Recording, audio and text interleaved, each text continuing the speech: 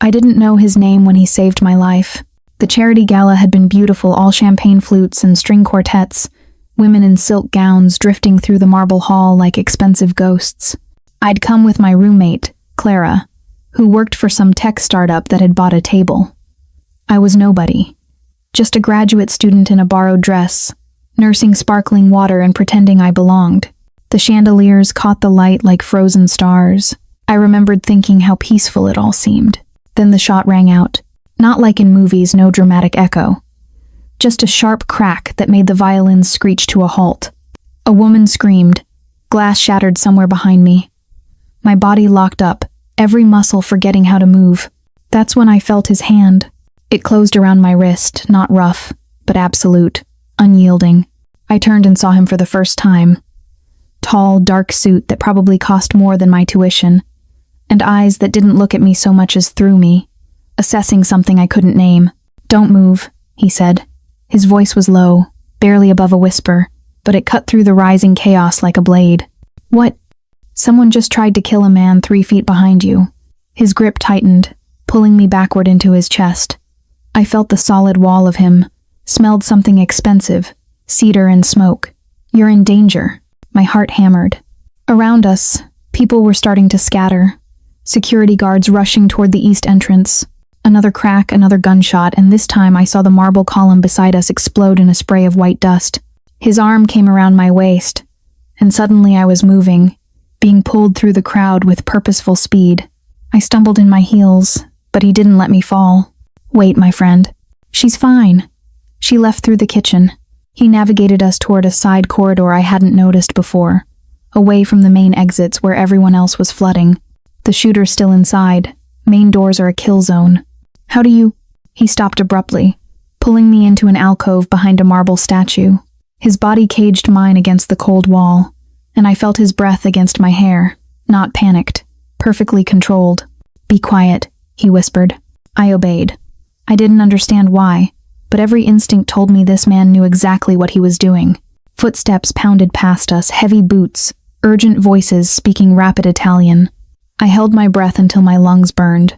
His hand remained on my waist, steady and warm through the thin fabric of my dress. When the footsteps faded, he leaned back just enough to look at me, really look at me. His eyes were dark gray, almost colorless in the dim light, and there was something in them that made my pulse skip for an entirely different reason. "What's your name?" he asked. "Sophia." It came out breathless. "Sophia Bennett." He studied me for another moment, and I watched something shift behind his expression, a decision being made that I wasn't privy to. "Listen very carefully, Sophia." His thumb traced a small circle against my hip, absent or deliberate, I couldn't tell. "In about 30 seconds, 4 men are going to come down that hallway. They're looking for witnesses. If they find you, they'll assume you saw something. But I didn't. Doesn't matter." His jaw tightened. "They won't take that risk." Cold fear washed through me. "Then what do I— act like you're mine?" I blinked. "What?" "They won't touch what belongs to me." His hand slid up to cup my face, tilting my chin up. The gesture felt shockingly intimate, and I realized how close we were. His thigh pressed between mine, his other hand still firm on my waist. "Do you understand? Don't speak. Don't look at them. Just trust me." I should have been terrified. Should have run. But there was something in his voice, in the way he positioned himself between me and the corridor, that made me nod. "Good girl." The words did something strange to my stomach. Then I heard them boots on marble, getting closer. My breath quickened, and his thumb brushed my cheekbone once, a surprisingly gentle gesture. "Easy," he murmured. "Just breathe." The men rounded the corner. I didn't look, keeping my eyes locked on his as he'd instructed, but I felt them stop, felt their attention land on us like something physical. One of them said something in Italian, a question. "Maybe." My stranger answered without looking away from me, his tone casual, almost bored. I didn't understand the words, but I understood the meaning. "Move along. Nothing here concerns you." There was a pause. My heart threatened to crack my ribs. Then laughter low and crude, and the footsteps continued past. I didn't move. Couldn't. My legs had gone liquid, and if he hadn't been holding me, I think I would have slid right down the wall. "You're safe now." He stepped back, and the sudden absence of his body heat left me cold. They're gone. Who are you? The question burst out before I could stop it. He straightened his cuffs, and I noticed his hands for the first time elegant. Scarred across the knuckles, hands that had seen violence. Someone you should forget about, Sophia Bennett. You just saved my life. I did. He turned to leave, then paused, glancing back over his shoulder. In the low light, he looked like something carved from shadow. Go home. Don't come back to places like this. They're more dangerous than you know. Wait. But he was already walking away, disappearing into the darkness of the corridor like he'd never been there at all. I stood there trembling, my wrist still warm where he'd held it, my face still tingling from his touch. Around me, sirens wailed in the distance, growing closer. Police, ambulances, the real world rushing back in. I didn't know his name. Didn't know why those men had obeyed him with just a few words. Didn't know why my body still hummed with the memory of being pressed against his. But I knew one thing with absolute certainty. That man was dangerous. And I'd just felt safer in his arms than I'd ever felt in my life. I didn't sleep that night. Every time I closed my eyes, I felt his hand on my waist, heard his voice in my ear. Act like you're mine. The news said 2 people died at the gala. A Romanian businessman and one of the shooters, killed by private security before police arrived. They called it a targeted assassination, likely connected to organized crime. I'd been 3 feet away from a murder. Clara had texted me frantically when she got home. She'd been ushered out through the kitchen just like he'd said. She thought I'd left through the main entrance. I didn't tell her about the man in the corridor. I didn't tell her anything. I couldn't explain why. The next morning, I went to campus like nothing had happened. My thesis on Renaissance art wouldn't write itself, no matter how much my hands shook when I tried to hold my coffee. The university library was quiet, familiar, safe. I buried myself in research, letting footnotes and citations crowd out the memory of gunshots. It almost worked, until I saw him again. I was leaving the library at dusk, my bag heavy with books, when I noticed the car. Black, expensive, idling at the curb where cars never parked. The windows were tinted, but I felt eyes on me, that same assessing weight from the night before. My steps faltered. The back door opened. Get in, Sophia. His voice, I'd know it anywhere now, low and certain, like gravity itself was just a suggestion he could choose to follow or ignore. I should have run, should have screamed, should have done anything except what I did. I walked to the car and looked inside. He sat in the back seat, one arm draped casually along the leather, wearing a different suit, charcoal gray this time, but the same expression of calm control. In the better light, I could see him clearly. Sharp jaw, dark hair pushed back, and those unsettling eyes that seemed to catalog everything about me in seconds. We need to talk, he said. About what? About why you're in danger. He gestured to the seat beside him. Please. The please surprised me. It sounded genuine, almost careful, and that more than anything made me slide into the car. The door closed behind me with a heavy, final sound. The driver pulled away from the curb immediately, smooth and silent. I realized the windows weren't just tinted, they were probably bulletproof. You didn't go to the police, he said. It wasn't a question. Should I have? No. His gaze moved over my face, and I fought the urge to look away. But most people would have. You didn't give a statement. Didn't tell anyone what you saw. I didn't see anything. You made sure of that. Something flickered in his expression, approval, maybe. Smart girl. Stop calling me that. What would you prefer? I turned to face him fully. I'd prefer to know your name. And why you're following me. He was quiet for a moment, studying me with that same intensity that made my skin feel too tight. Then he leaned forward slightly, and I caught that scent again, cedar and smoke, expensive and dark. Dante Moretti. The name hit me like cold water. Even I, buried in Renaissance paintings and academic obscurity, knew that name. The Moretti family controlled half the city's port operations, among other things. Things people didn't talk about.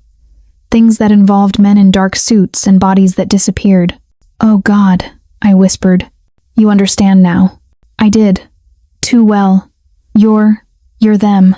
I'm many things. His tone remained even, unbothered by my horror. But yes, I'm what you're thinking.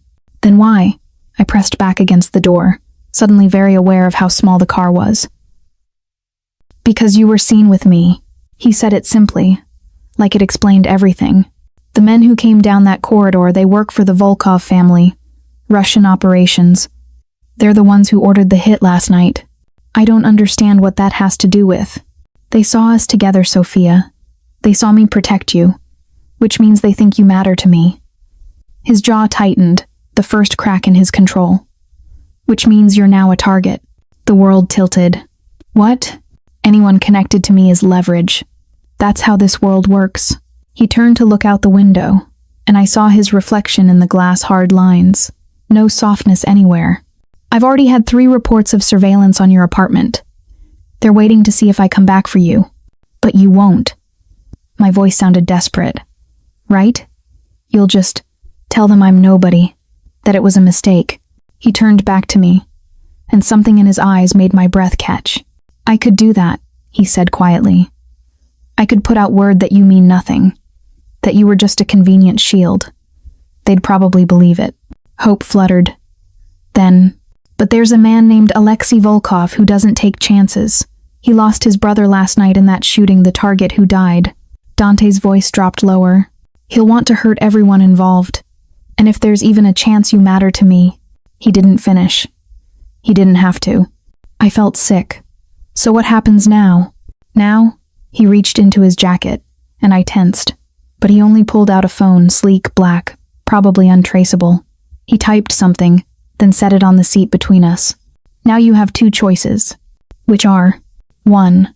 I arrange protection, 24-hour security, new apartment, new identity if necessary. You disappear, and in 6 months when things settle, you can maybe return to your life. His fingers drummed once against his thigh. Or 2, you stay close to me. Very close. Make it clear to everyone watching that you're under my protection. That touching you means war. My throat closed. That's not a choice. It's the only choice I can give you. For the first time, I heard something almost like regret in his voice. I'm sorry. You were in the wrong place, and I made a decision that put you here. But this is the reality now. The car slowed. I looked out and realized we were back at my apartment building. Think about it, Dante said. You have until tomorrow night. And if I don't choose, then I'll choose for you. He leaned closer, and I felt that pull again, magnetic, dangerous, impossible to define. And you won't like my methods, Sophia, but you'll be alive. The door opened. The driver stood waiting, his face carefully blank. I grabbed my bag and climbed out on shaking legs. Before I could turn back, Dante spoke once more. One more thing. I looked back. His eyes met mine through the open door, and they were absolutely serious. Don't trust anyone. Not your friends, not your professors, not the police. Until this is over, the only person in this city you can trust is me. Then the door closed, and the car pulled away, leaving me standing on the sidewalk as darkness fell around me like a closing fist. I told myself I wouldn't choose him. All night, I paced my small apartment, checking the locks, jumping at every sound. I called Clara, but it went to voicemail. I started to text her, then stopped, remembering Dante's words. Don't trust anyone. It was paranoia. It had to be. But then I looked out my window and saw the car across the street. Different from Dante's older, American-made, with 2 shapes visible in the front seat. Watching. I closed the curtains with shaking hands. At 2 a.m., I finally admitted the truth to myself. I was terrified. Not of Dante, or not only of him, but of the invisible threat he'd named, the Volkovs. Men who killed in marble halls and disappeared witnesses. I couldn't disappear. Couldn't abandon my life, my thesis, everything I'd worked for. But I also couldn't pretend I was safe. So when my phone buzzed at 8 a.m. with a message from an unknown number, I wasn't surprised. Car will arrive at 7 p.m. Wear something formal. DM. I should have said no. Should have thrown the phone across the room. Instead, I opened my closet and stared at the limited options hanging there, wondering what one wore to surrender. The dress was midnight blue, the nicest thing I owned, bought for a conference I'd presented at last year. I paired it with the same heels from the gala, and when I looked in the mirror, I barely recognized myself. I looked older. Haunted. The car arrived exactly at 7. This time, Dante wasn't inside. Just the same silent driver, who opened the door and waited with perfect patience. I climbed in, my heart hammering, and we drove through the city as twilight turned the buildings gold. We stopped at a restaurant I'd only seen in magazines, the kind of place where reservations took months and politicians came to make deals they'd deny in daylight. The driver opened my door, and suddenly Dante was there, appearing as if he'd been waiting. He wore all black tonight. It should have looked theatrical, but on him it just looked right, like he was the darkness itself given form. "You came," he said. "Did I have a choice?" "Yes." His hand settled on the small of my back, guiding me toward the entrance. "You always have a choice, Sophia, even when they're all terrible." Inside, the maître d'hôtel took one look at Dante and immediately led us through the main dining room, full of well-dressed people who didn't look at us, but somehow tracked our movement to a private room in the back. The door closed behind us. We were alone. The table was set for 2, candles already lit, wine breathing in crystal decanters. It looked like a date. It felt like a negotiation. "Seat," Dante said, pulling out my chair. I sat. He moved to the opposite side, and for a moment, we just looked at each other across the white tablecloth. "You're angry," he observed. "I'm terrified." "Good. Fear keeps you smart." He poured wine red, dark as blood, and slid a glass toward me. "But anger is useful too. Hold on to both." I didn't touch the wine. "Why am I here?" "Because as of 2 hours ago, Alexei Volkov put a price on information about you. 20,000 for your routine, 50 for access." He said it calmly, like he was reading stock prices. "That means we're out of time." My hands clenched in my lap. "So what now?" "Now we make it official." He reached into his jacket and pulled out a small box, velvet, antique-looking. He set it on the table between us. I stared at it. "What is that?" "Open it." My hands shook as I reached for the box. Inside, nestled in silk, was a ring. Not an engagement ring, thank God, but something else. A signet ring, gold and heavy, with an ornate M carved into dark stone. "I don't understand." "It's my family crest." Dante's voice was carefully neutral. "Anyone who sees you wearing that will know exactly what it means. That you're under Moretti protection. That you're—" He paused, choosing his words. "Mine." There it was. That word again. "I'm not yours," I whispered. "No." He leaned back, and something flickered across his face. "Regret? Maybe. Or something deeper. But you need to be. At least everyone needs to believe you are.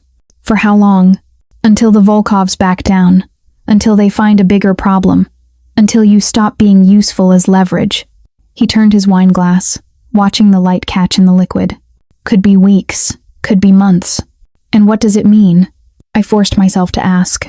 "Being yours. What does that actually require?" "You'll move into my home. For safety."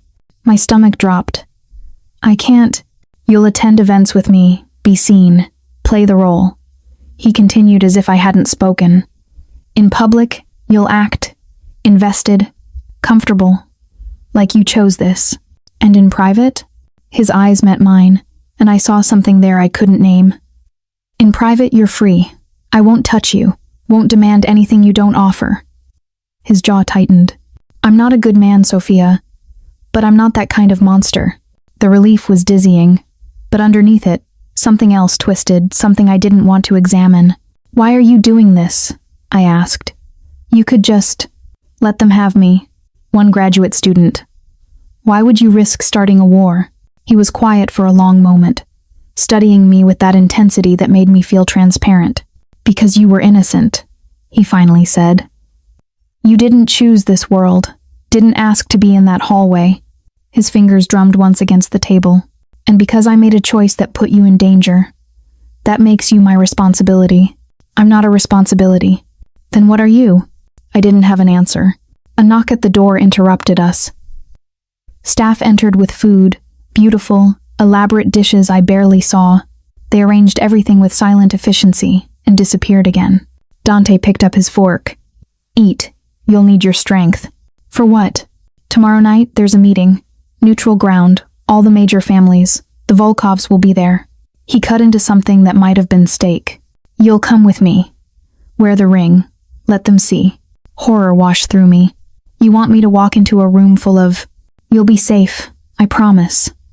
His voice dropped, and suddenly it wasn't the crime lord speaking, but the man from the corridor. The one who'd held me against that wall and kept me alive. I will let nothing happen to you, Sophia. Do you believe me? I should have said no. Should have thrown the ring back at him and run. But I looked into his eyes, gray and dark and absolutely certain, and I realized something terrifying. I did believe him. Okay, I whispered. Okay? I'll do it. I took a shaking breath. I'll be yours. For now. Something passed over his face, too quick to catch. He reached across the table, his hand palm up, waiting. After a heartbeat, I placed my hand in his. His fingers closed around mine, warm, careful, controlled. He lifted my hand and slid the ring onto my right hand. It was too large, meant for a man, but somehow that felt appropriate, like I was wearing armor instead of jewelry. There, he said quietly, and still hadn't let go of my hand. Now you're protected. Now I'm trapped. Perhaps. His thumb brushed across my knuckles, a whisper of contact that sent heat up my arm. But you're alive, Sophia, and I intend to keep you that way. He released my hand, and I felt the absence like cold water. We ate in silence after that, and I tried not to think about tomorrow night. Tried not to think about the fact that I'd just agreed to walk into the lion's den wearing the lion's name. Tried not to think about the way my hand still tingled where he'd touched it. Dante's home wasn't what I expected. I'd imagined something ostentatious, marble columns, gold fixtures, the kind of wealth that screamed rather than whispered. Instead, the car brought me to a modern building overlooking the river. All clean lines and dark glass. Expensive, yes, but quietly so. The penthouse took up the entire top floor. Your room is ready, Dante said as we entered, his hand still resting on my lower back, a touch I was becoming disturbingly used to. Second door on the left, private bathroom, locks from the inside. I noticed that detail. That he'd thought to mention it. The apartment was beautiful in a stark way. Dark wood, leather furniture, floor-to-ceiling windows, showing the city lights like scattered jewels. But there were signs of life, too. Books stacked on side tables. A half-finished glass of whiskey. A jacket draped over a chair. A man lived here. Not just a crime lord. A person. I'll have your things brought over tomorrow, Dante continued. Tonight there's clothes in the closet that should fit. We leave at 9. For the meeting. Yes. He moved to pour himself a drink, and I watched the economical grace of his movements. Everything he did seemed deliberate, controlled. There are rules you need to understand. I wrapped my arms around myself. I'm listening. Don't speak unless spoken to directly. Don't make eye contact with anyone except me. Stay within arm's reach at all times. He turned to face me, glass in hand. And no matter what you hear, no matter what's said, don't react.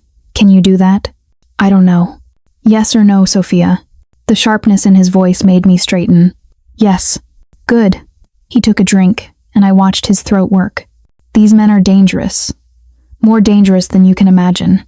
They'll be looking for weakness, for any sign that you're not really under my protection. If they sense fear, I'm already afraid. Then hide it.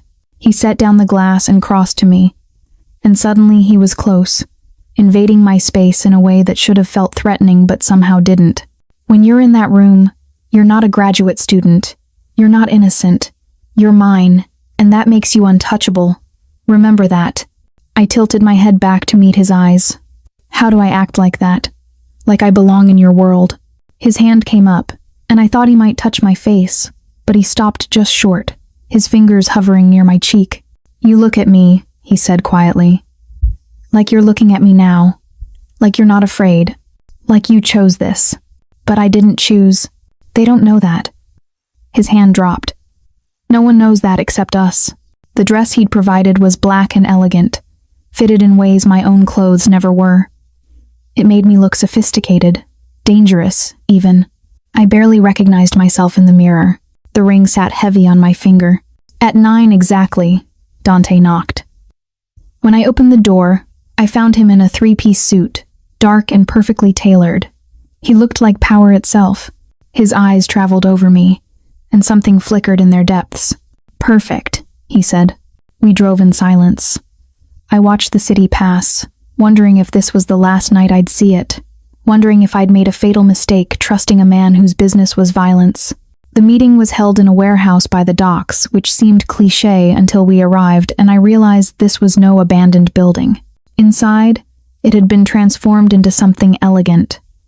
Polished floors, strategic lighting, a long table surrounded by chairs, and men. So many men in expensive suits, their eyes hard and assessing. Every head turned when we entered.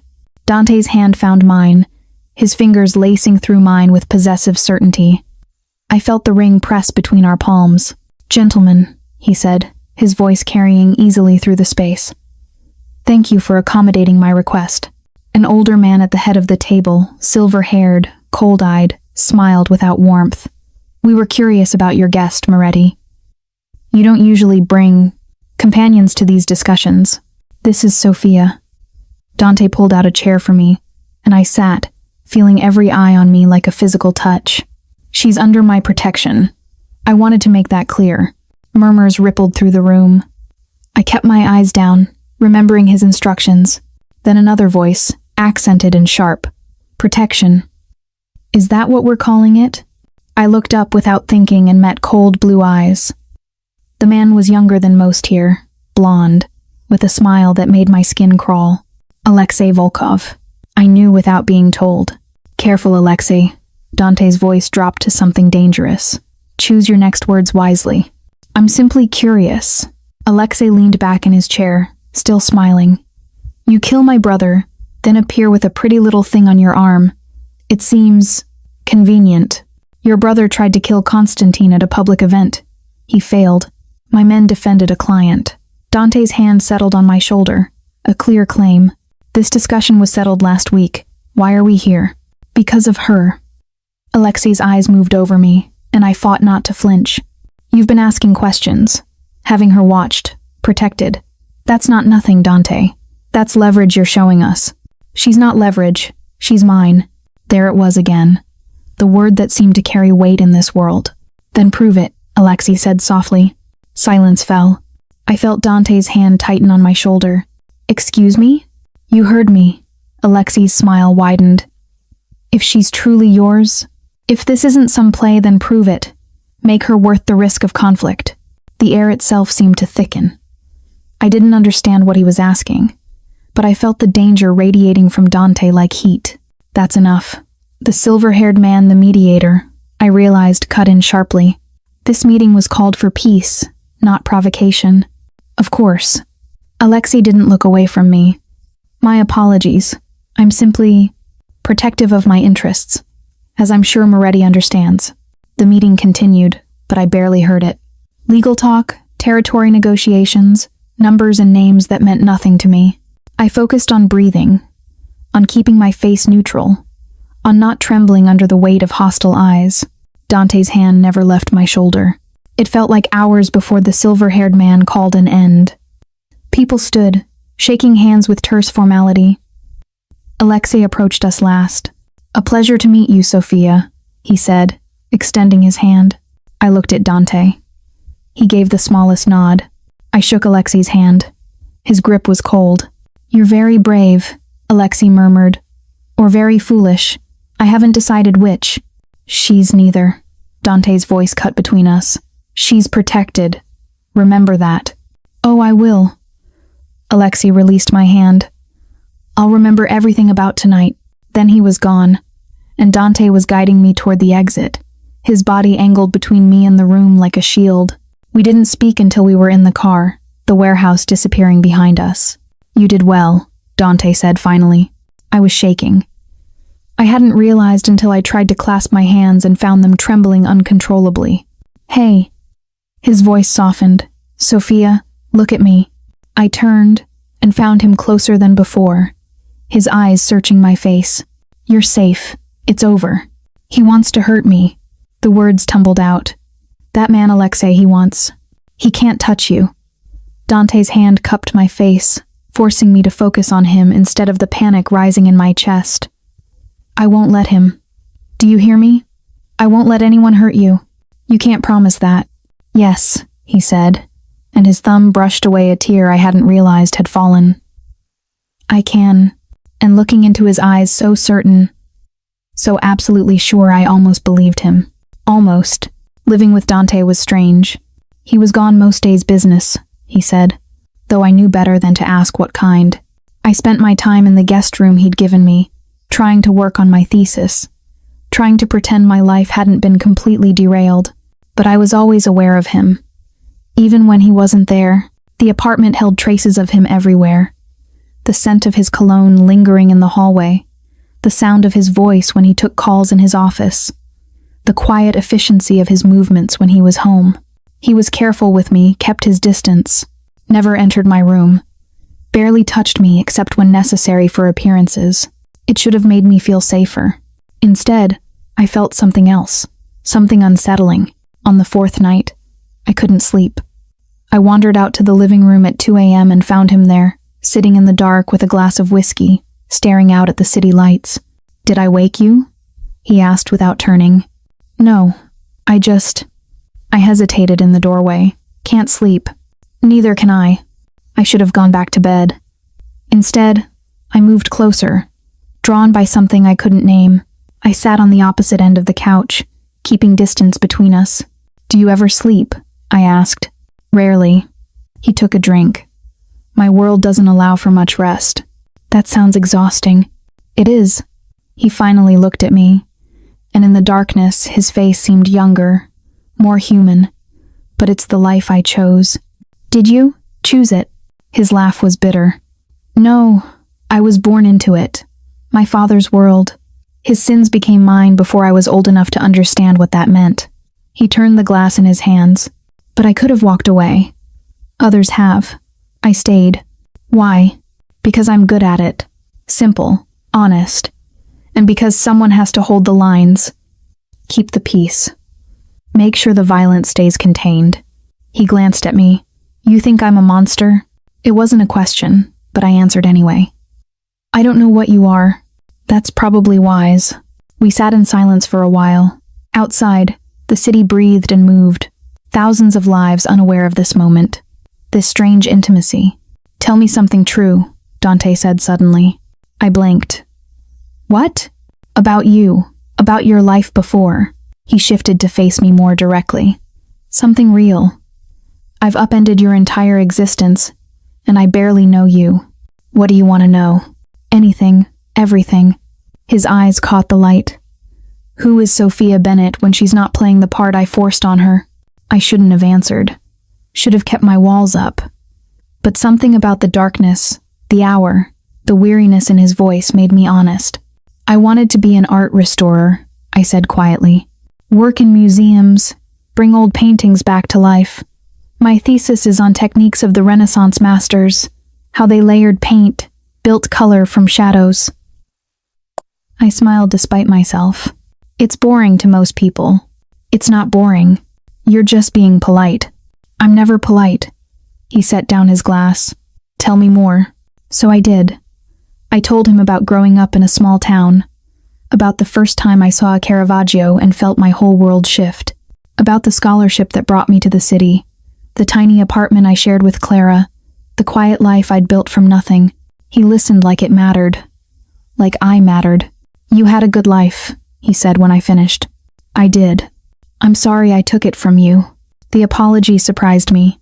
"You saved my life, then ruined it." His jaw tightened. "Some would argue that's worse." "Are you asking for forgiveness?" "No." He looked at me directly. "I'm not sorry enough for that. You're alive. That's what matters. Even if I'm trapped?" "You're not trapped. You're protected. There's a difference." "Is there?" I pulled my knees up, wrapping my arms around them. "I can't go to my classes, can't see my friends, can't leave without guards. That feels like a cage. A gilded one. Still a cage." He was quiet for a long moment, studying me with an expression I couldn't read. "What if I told you it didn't have to be?" he said finally. "What do you mean?" "The protection, the arrangement." He leaned forward, elbows on his knees, hands clasped. What if you stayed not because you had to, but because you chose to? My heart stuttered. I don't understand. You feel it too. His voice dropped lower, more intimate. This thing between us. Don't deny it, Sophia. I see how you look at me when you think I'm not watching. Heat flooded my face. You do.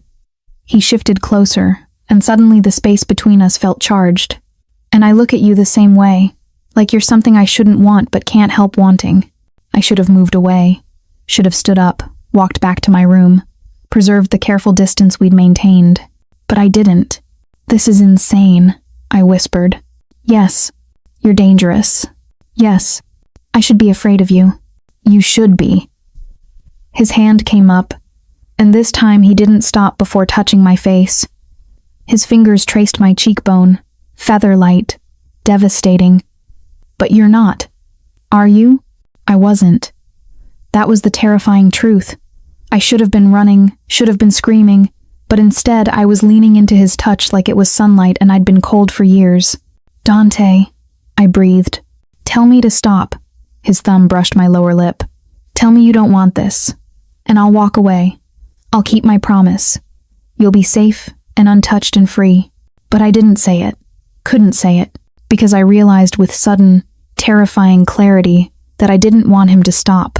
He must have seen it in my eyes, because something shifted in his expression, the control slipping. Just for a moment, revealing something raw underneath. Then his phone buzzed, sharp and intrusive. Dante closed his eyes, jaw clenching, and pulled back. The loss of his touch felt like being dropped into cold water. He checked the phone, and I watched his face harden. I have to go. Now. It's 3 a.m. Business doesn't keep business hours. He stood, already transforming back into the crime lord, the dangerous man in the dark suit. Stay inside.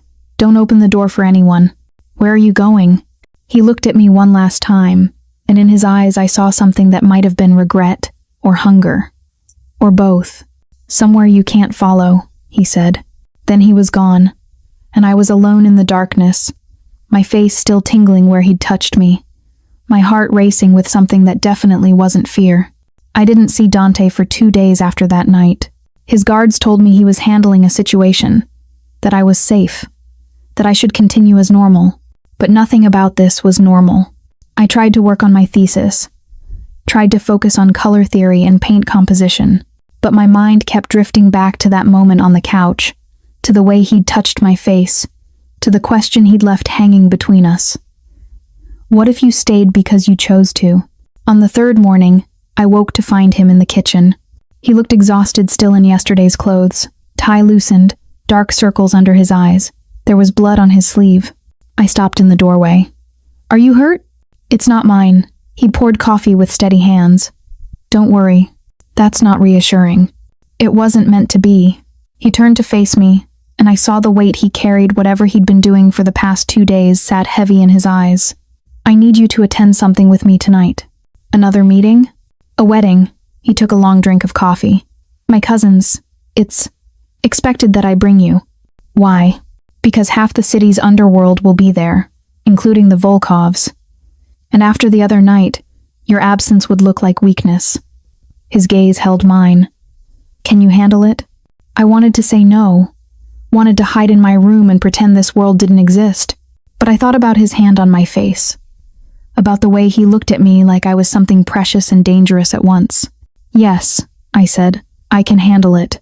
Something flickered in his expression, relief maybe, or approval. Thank you. Dante, I stepped closer. Where were you? Really? Handling a problem. What kind of problem? The kind that bleeds. He set down his cup. That's all you need to know. I'm wearing your ring, I said, lifting my hand where his family crest sat heavy. Pretending to be yours. Don't I deserve to know what that means? He was quiet for a long moment, studying me with those intense gray eyes. There was an attempt, he finally said, on one of my operations. Volkov's people, trying to send a message. His jaw tightened. I sent one back. Someone died. Several someones. No apology in his voice. No regret. Just fact. That's what this life is, Sophia. Violence answered with violence. Blood for blood. I should have been horrified. Should have run. Instead, I asked, "Did you kill them yourself?" "Yes." The word hung between us, brutal and honest. "And you feel nothing about it?" "I feel—" He paused, and for the first time since I'd met him, he looked uncertain. "I feel that I protected what's mine. My people, my territory." His eyes locked on mine. "You. I'm not yours. Aren't you?" He moved closer, and suddenly we were back in that dangerous space, that charged intimacy. "You're living in my home, wearing my ring, playing my lover for the whole city to see. At what point does the act become reality, Sophia?" My breath caught. "It's still an act." "Is it?" His hand came up, fingers trailing down my arm, barely touching, but I felt it everywhere. "Tell me you don't think about that night. About what almost happened between us. It was a mistake." "Was it?" He leaned closer, and I felt his breath against my ear. "Then why are you trembling?" "Because I was." My whole body shook with something that had nothing to do with fear. "This is wrong," I whispered. "I know." His lips brushed my temple, the gentlest contact, and it shattered something inside me. But I stopped caring about right and wrong where you're concerned. I should have pushed him away. Should have remembered who he was, what he did. But all I could think about was how safe I felt in his presence. How alive. "Dante," I breathed, and his name felt like surrender. He pulled back just enough to look at me, and the hunger in his eyes stole my breath. "Come to the wedding with me," he said quietly. "Wear something beautiful. Let me show you off." His thumb traced my jawline. "Let me pretend, just for one night, that you're really mine." I nodded, not trusting my voice. His hand dropped, and he stepped back, the distance between us suddenly vast. "I'll have a dress brought up," he said, his voice carefully controlled again. "We leave at 6. Then he walked away, leaving me standing in the kitchen with my heart racing and my certainty crumbling. The dress was emerald silk, cut to fit like it had been made for me. Maybe it had been. I wouldn't put it past Dante to have my measurements memorized. I barely recognized myself in the mirror. The woman looking back was sophisticated, elegant, dangerous. Someone who could stand beside a man like Dante Moretti and belong. When I emerged from my room at 6, I found him waiting in the living room. He'd changed into a tuxedo, and the sight of him stopped me in my tracks. He looked devastating, all dark elegance and controlled power. His eyes traveled over me slowly, and I watched something heat in their depths. "Perfetto," he murmured. "I don't speak Italian." "Perfect." He crossed to me and pulled out a long black box. "One more thing." Inside was a necklace, emeralds and diamonds, antique and stunning. "Dante, I can't." "Tonight, you can." He moved behind me, and I felt his hands at my neck, clasping the necklace with careful precision. His fingers brushed my skin, and I shivered. "Tonight, you're not a graduate student. You're the woman I chose. Act like it." I turned to face him, and we were close again, always too close. "What if I don't know how?" "Then let me show you." He offered his arm, and after a heartbeat, I took it. We rode to the wedding in silence, but I felt the tension between us like a living thing, building with every passing moment. The venue was beautiful, an old church downtown, lit with candles and filled with flowers. But the guests were what I'd expected. Hard men in expensive suits, women who looked like they'd been carved from marble, and everywhere, the sense of power and violence barely contained. Dante's hand found mine as we entered, fingers lacing through mine with possessive certainty. "Stay close," he murmured. I did. I had no choice. The ceremony passed in a blur. I barely heard the vows, barely saw the bride and groom. All I felt was Dante beside me, solid and real, and the weight of dozens of eyes assessing us. At the reception, we were approached constantly. Dante introduced me to people whose names I forgot immediately, his hand never leaving the small of my back. I smiled, nodded, played the part. Then I saw Alexei Volkov across the room, watching us with that cold smile, and I knew tonight was going to end badly. The reception swirled around us, champagne and careful laughter. Deals being made in corners, violence in every handshake. Dante kept me close, his hand a constant presence at my waist, guiding me through conversations that felt like minefields. I was exhausted from pretending, from smiling, from acting like I belonged in this world of beautiful monsters.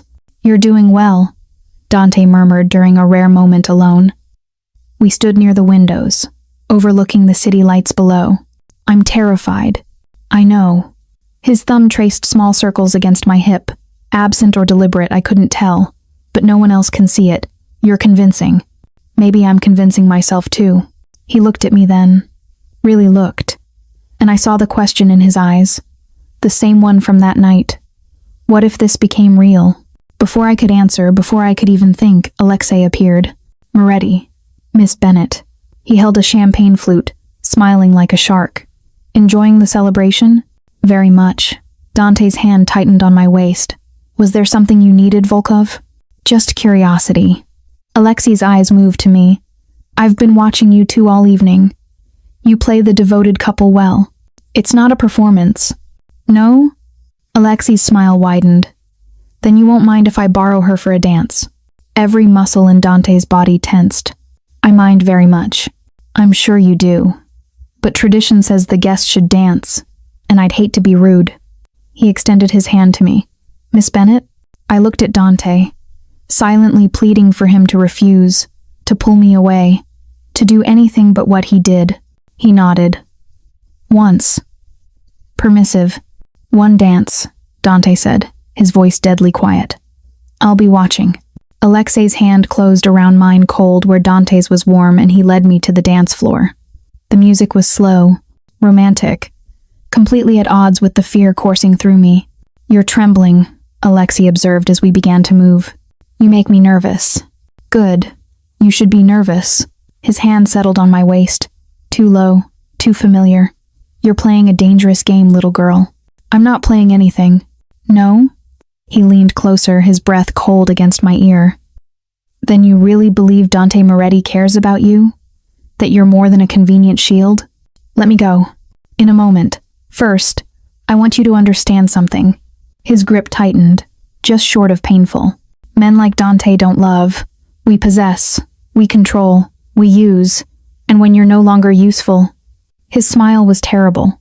"Well, you seem intelligent. I'm sure you can imagine." Tears burned my eyes, but I blinked them back. "You're wrong about him." "Am I?" He spun me, and I caught a glimpse of Dante across the room, his face like thunder, starting toward us. "Then why does he look ready to kill me right now? Is that love, Sophia? Or is that a man protecting his property?" "The dance is over." Dante's voice cut between us, cold and absolute. Alexei released me immediately, hands up in mock surrender. "Of course. Thank you for indulging me, Miss Bennett." He looked at Dante. "She's delightful. I see why you're so invested." Then he walked away, leaving me shaking in the middle of the dance floor. Dante's hands found my shoulders. "Are you hurt?" Did he? "I want to leave." My voice broke. "Please, I need to leave." He didn't argue. Within minutes, we were in the car, the reception fading behind us. I pressed my face to the window, fighting tears, fighting the terrible doubt Alexei had planted. "What did he say to you?" Dante demanded. "Nothing. Sophia, he said you don't care about me." The words burst out, sharp and desperate. "That I'm just property, a convenient tool. That when I'm not useful anymore, you'll discard me like..." "Stop!" Dante's voice was rough. "Look at me." I turned and found him closer than before, his face intense in the dim light. "Do you believe that?" he asked. "Do you really think that's all you are to me?" "I don't know what to believe anymore." Tears spilled over, hot and shameful. "I don't know what's real. This life, this arrangement, these feelings." I pressed my hands to my face. "I can't tell what's performance and what's true." "Then let me make it true." Before I could process his words, he moved. One hand cupped my face, tilting it up, and his mouth found mine. The kiss was nothing like I'd imagined. Not forceful or demanding, but gentle, devastatingly gentle. His lips moved against mine like he was asking permission, like I was something precious he was afraid to break. I froze. Every thought emptied from my head except one. Dante is kissing me. Then I was kissing him back. My hands found his shirt, fisting in the fabric, pulling him closer. He made a sound low in his throat, surprise or need or both, and deepened the kiss, his tongue tracing my lower lip. I opened for him, and the world tilted. When we finally broke apart, both breathing hard, his forehead rested against mine. "That," he said roughly, "is real. Do you understand? This, us, whatever this is, it's the most real thing in my life." I couldn't speak, could only stare at him with wide eyes and swollen lips. "I know I shouldn't want you," he continued, his thumb brushing my cheekbone. "No, I should keep my distance, keep this professional. But I can't, Sophia. I've tried. God knows I've tried. But every time I look at you, He cut himself off, jaw clenching. "You what?" I whispered. "I forget who I'm supposed to be." His eyes were dark, vulnerable. "With you, I'm not Dante Moretti, head of the family, keeper of peace. I'm just a man who wants something he can't have. You can have me." The words left my mouth before I could stop them, before I could think about what they meant, what I was offering. Dante went very still. "Sophia, I choose this."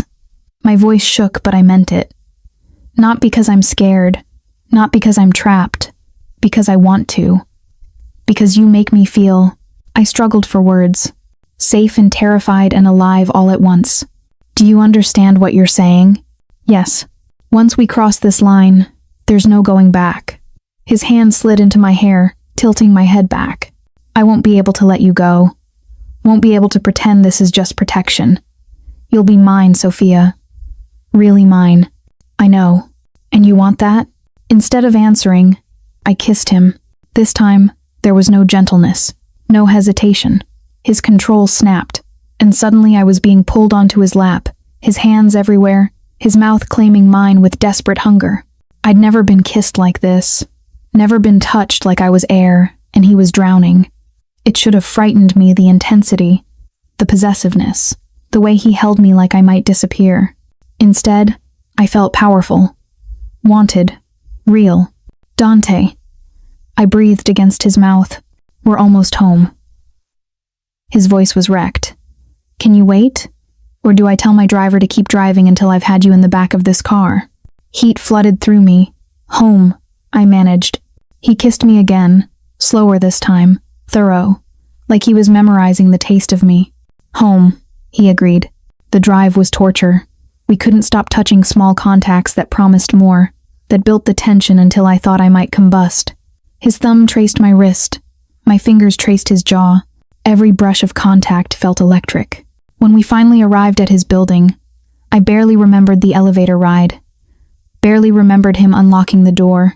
All I knew was that we were alone, finally alone, and the weight of what was about to happen settled over us both.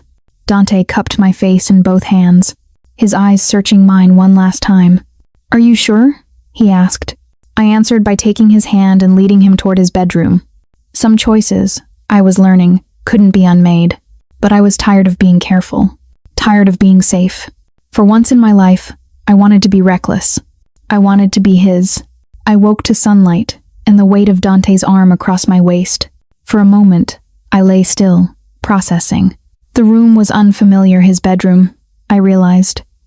Dark wood furniture, minimal decoration, everything neat and controlled, except the sheets, which were tangled from last night, and my dress, which lay in a pool of emerald silk on the floor. Last night, heat flooded through me at the memories. The way he'd touched me, careful despite the hunger, patient despite his need. The way he'd whispered my name like a prayer. The way he'd held me after, his heart racing under my palm, his breathing finally slowing as I traced patterns on his chest. "You're awake." His voice was rough with sleep, and I felt him shift behind me, pulling me closer. "Should I not be? You can be whatever you want." His lips brushed my shoulder. "But I like watching you sleep. That's not creepy at all." His laugh vibrated through me. "Everything about me should disturb you, Sophia.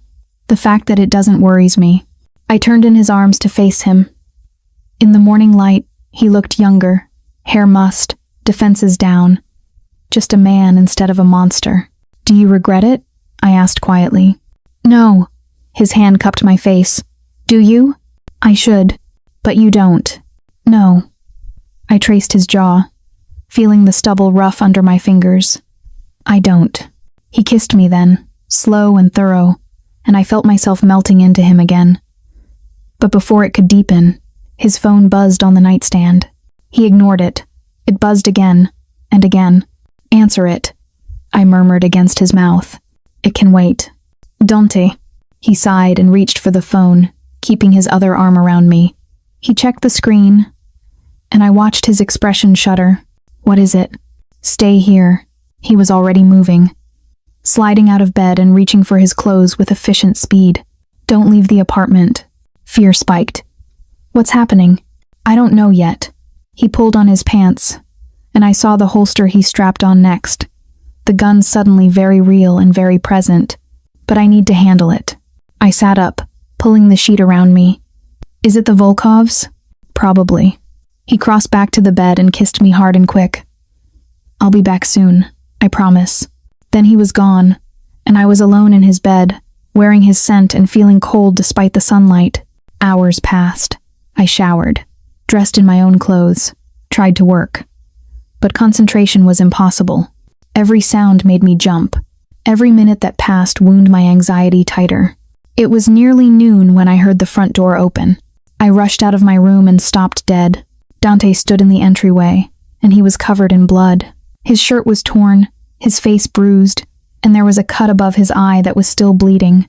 Oh my God, it's not as bad as it looks. His voice was tired. Most of it isn't mine. Dante, you need a hospital. No hospitals. He moved past me toward the bathroom, limping slightly. I'll clean up. There's a first aid kit under the sink.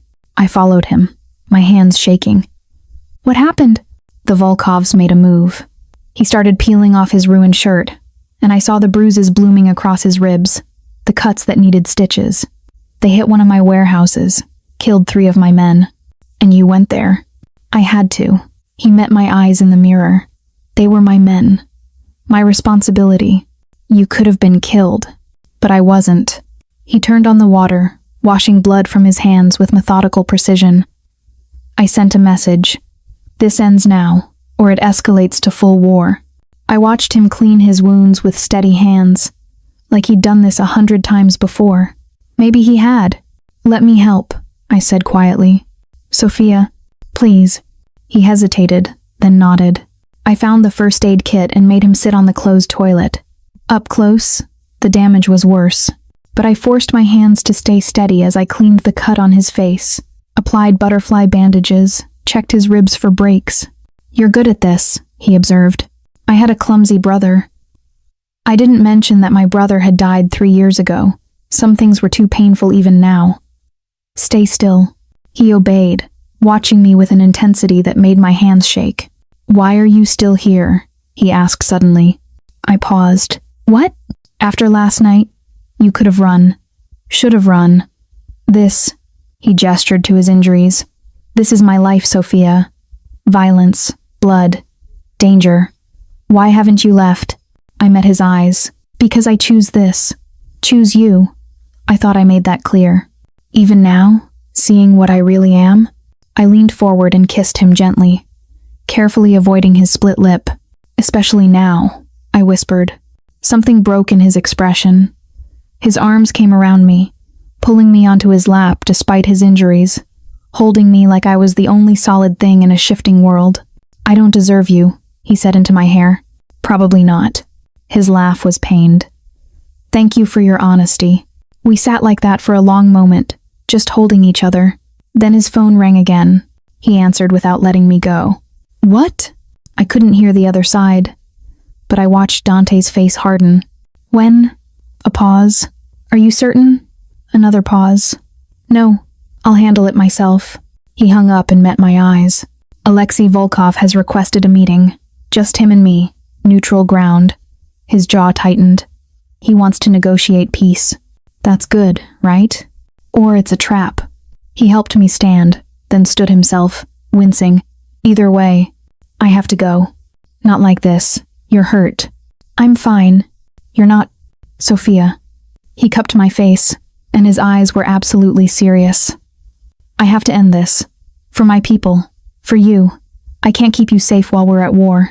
Then I'm coming with you. Absolutely not. Why? I've been to meetings before. This is different. This is two men deciding whether to kill each other or make peace. There are no witnesses, no protection. His thumbs brushed my cheekbones. I won't risk you, and I won't let you go alone. You don't have a choice. Yes, I said firmly. I do. You keep saying I have choices, Dante. So I'm choosing. I'm choosing to stand with you. For real this time. Not as bait or leverage or performance. As your... I struggled for the word. As yours. He stared at me for a long moment, and I saw the war in his eyes, the desire to protect me warring with something else. Respect, maybe. Or trust. If I let you come, he said slowly, you follow my lead. No arguments, no questions. If I tell you to run, you run. Understood? Yes. And if something happens to me, don't. If something happens, he continued, his voice rough. There's a safe in my office. Code is your birthday. Inside is money, documents, everything you need to disappear. Promise me you'll use it. Tears burned my eyes. Dante. Promise me, Sophia. I promise. He kissed me then, deep and desperate, like he was trying to memorize the taste of me. Get dressed, he said when we broke apart. Wear something you can move in. We leave in an hour. I nodded and turned to go, but his hand caught mine. Sophia? Yes? No matter what happens tonight, his eyes held mine. You changed my life, remember that. Then he released me, and I walked away with my heart in my throat, wondering if I'd just agreed to watch the man I loved die. The meeting place was an abandoned factory on the edge of the city, all broken windows and rusted machinery. The kind of place where screams would go unheard. Perfect for murder. Dante's hand found mine as we walked in, his fingers lacing through mine with possessive certainty. He'd changed into a clean suit, and if you didn't look closely, you couldn't see the tension in his jaw, the careful way he moved to favor his ribs. Stay behind me, he murmured. Always. I nodded, my throat too tight for words. Alexei waited in the center of the factory floor, alone like he'd promised. But I didn't trust the shadows, didn't trust the too convenient isolation. Moretti, Alexei smiled. And Miss Bennett. I'm surprised you brought her. She goes where I go. Dante's voice was flat. What do you want, Volkov? To end this. Alexei spread his hands. The warehouse attack was unfortunate. My men acted without full authorization. I'm here to make amends. By killing 3 of mine? An overstep, for which I apologize. His eyes flickered to me. I don't want war, Dante. It's bad for business. So I'm proposing peace. At what price? The Eastern docks. You cede control to me, and I call off my men. Clean slate. Dante laughed, cold and sharp. You're insane. The docks are Moretti territory. Have been for 30 years. And I'm offering you a way to keep your pretty little girlfriend alive. Alexei's smile widened. Because if we go to war, Dante, she's the first casualty. You know that. I felt Dante tense beside me. Felt the rage rolling off him in waves. Careful, Dante said softly. I'm simply stating facts. She's your weakness, your pressure point. Alexei took a step forward. Give me the docks, or give me an excuse to take her from you. Your choice. Everything happened at once. Dante shoved me backward, his body moving between me and Alexei. A shot rang out not from Alexei, but from the shadows above. I saw Dante stagger, saw blood bloom on his shoulder. Run, he shouted at me, but I couldn't. Couldn't move, couldn't leave him. More shots. Dante returned fire, his own gun appearing like magic, taking down 2 shapes that emerged from the darkness. Alexei dove for cover, shouting orders in Russian. It was an ambush. It had always been an ambush. Dante grabbed my arm, pulling me behind a concrete pillar as bullets sparked off metal around us. I told you to run. He growled. I'm not leaving you. Sophia. Another shot. Closer this time. Dante pushed me down, covering me with his body. I felt him flinch as something hit him another bullet. I realized with horror, he'd just taken a bullet meant for me. Dante, no. Shut up. His voice was strained. And when I say run, you run. There's a door at the back. My men are outside. Get to them. Not without you. This isn't a negotiation. He pulled back just enough to look at me, and his eyes were fierce. You promised to follow my lead, so follow it. Get out of here. Tears streamed down my face. I can't. You can. He kissed me hard and fast. Go. Now. Then he was up, moving with deadly purpose, drawing fire away from me and toward himself. I watched him take down another of Alexei's men, watched him move like violence personified, and I ran. I hated myself for it, but I ran. The back door was there, just like he'd said. I burst through it into night air, into the arms of men in dark suits who pulled me toward a car. Mr. Moretti, I gasped. He's coming, one of them said. Get in the car. I did, but I couldn't stop shaking. Couldn't stop seeing Dante's blood. Couldn't stop hearing the gunshots still echoing from inside. Minutes passed like hours. Then the door burst open again, and Dante emerged, half carrying a limping figure, one of his own men. I realized, behind them, the factory erupted in flames. Dante shoved the injured man toward another car, then turned back toward the building. What are you? I started. He pulled out his phone, pressed something, and the entire factory exploded. The blast wave shook our car. I watched in horror as the building collapsed in on itself, flames shooting into the night sky. Oh my God, I whispered. Dante limped to our car and got in beside me, his face grim. Drive, he told his man. As we pulled away, I stared at him. Did you just... Yes. No emotion in his voice. Alexei Volkov and his men are dead. You killed them. I defended what's mine. He turned to look at me, and his eyes were hard. He threatened you, Sophia. Put a price on your life. Did you think I'd let that stand? I couldn't answer. Couldn't process the man beside me injured, covered in blood, who'd just committed mass murder to protect me. Say something, he said quietly. I don't know what to say. Say you understand. Say you know why I had to do it. I looked at him, really looked at him. At the monster who'd saved my life.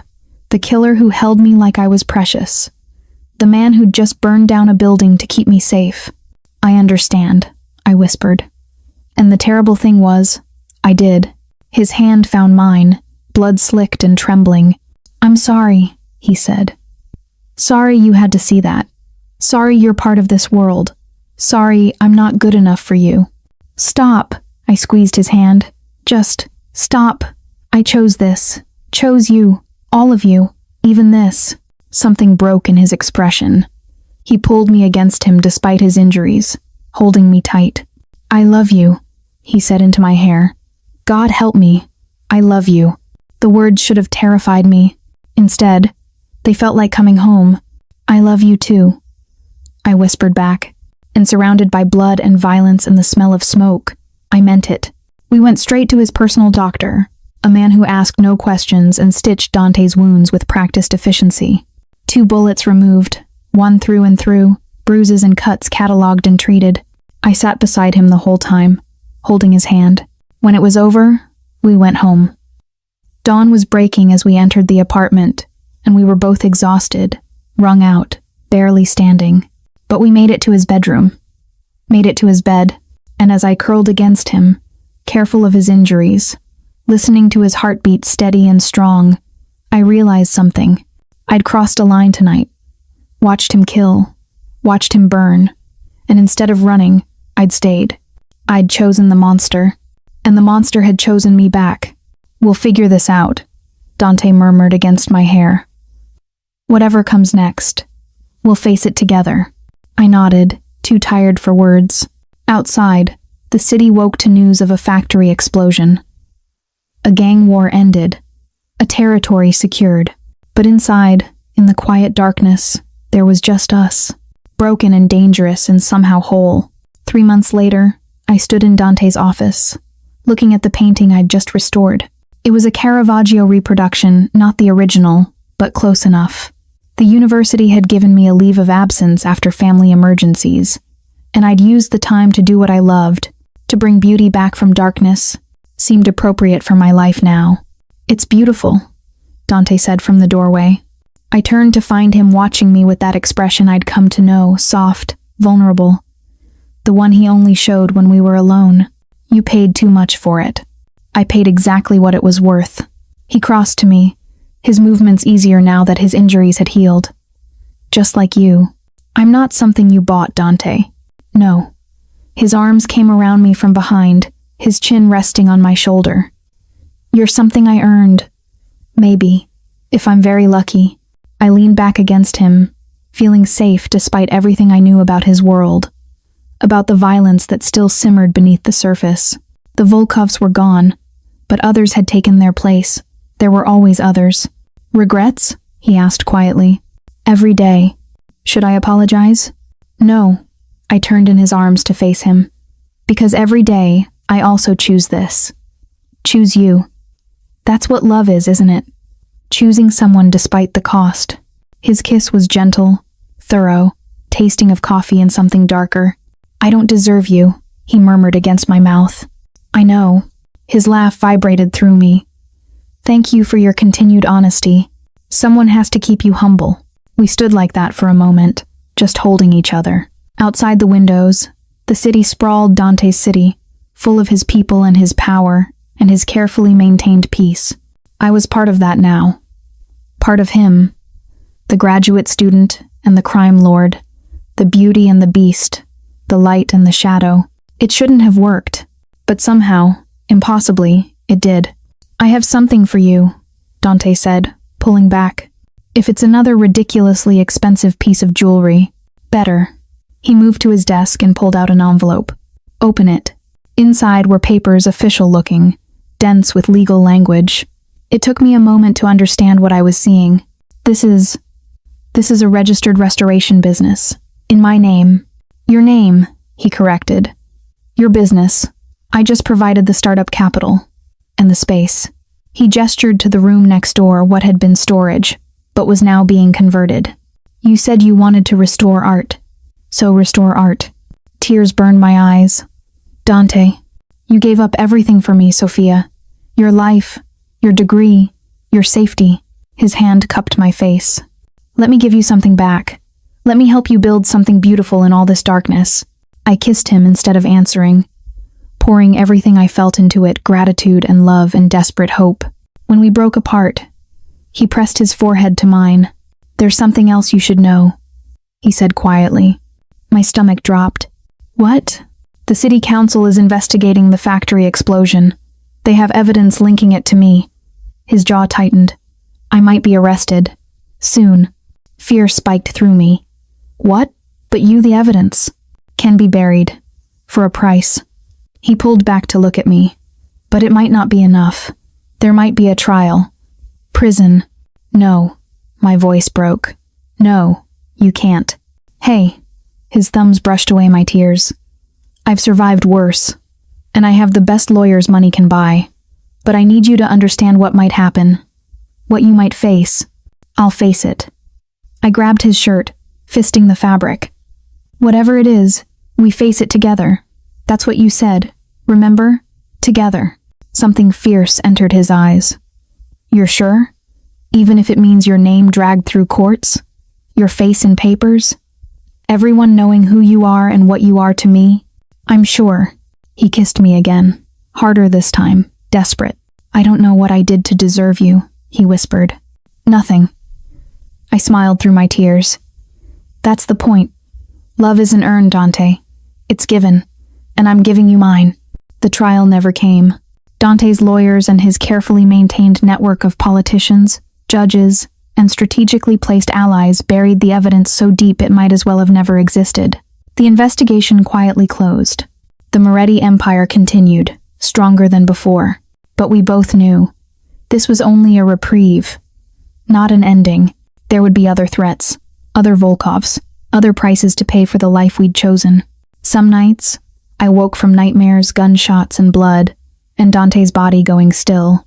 He'd hold me through them, whispering promises he couldn't guarantee, offering safety we both knew was an illusion. But other nights were different. Nights when we'd lie tangled together, talking about nothing and everything. When he'd tell me stories from before when he was just a boy who wanted to be anything but what his father was. When I'd tell him about paintings and color theory and the beauty of restoration. When we'd pretend, just for a little while, that we were normal people living a normal life. We weren't normal. Would never be normal. But we were real, and that was enough. On a quiet Tuesday morning, 6 months after the factory explosion, I opened my restoration studio to its first client. Dante stood beside me, his hand warm in mine, as I welcomed an elderly woman with a damaged portrait of her late husband. "I heard you work miracles," she said, handing me the painting. I looked at the cracked varnish, the faded colors, the water damage along the edges. A challenge, a project, a purpose. "I'll do my best," I said, and as she left, entrusting me with her most precious possession, I felt Dante's arm come around my waist. "Proud of you," he murmured. "I haven't done anything yet. You survived.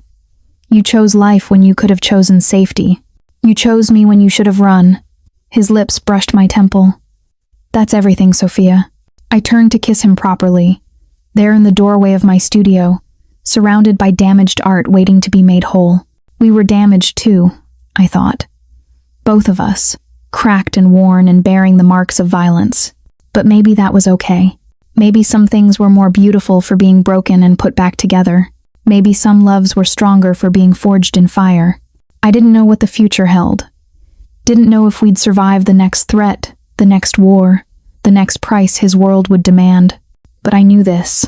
When Dante Moretti whispered, "You're in danger. Act like you're mine," in that hallway all those months ago, he'd changed my life forever, and I'd never left his side after. I didn't plan to leave now. Whatever came next, danger or peace, darkness or light, we'd face it together.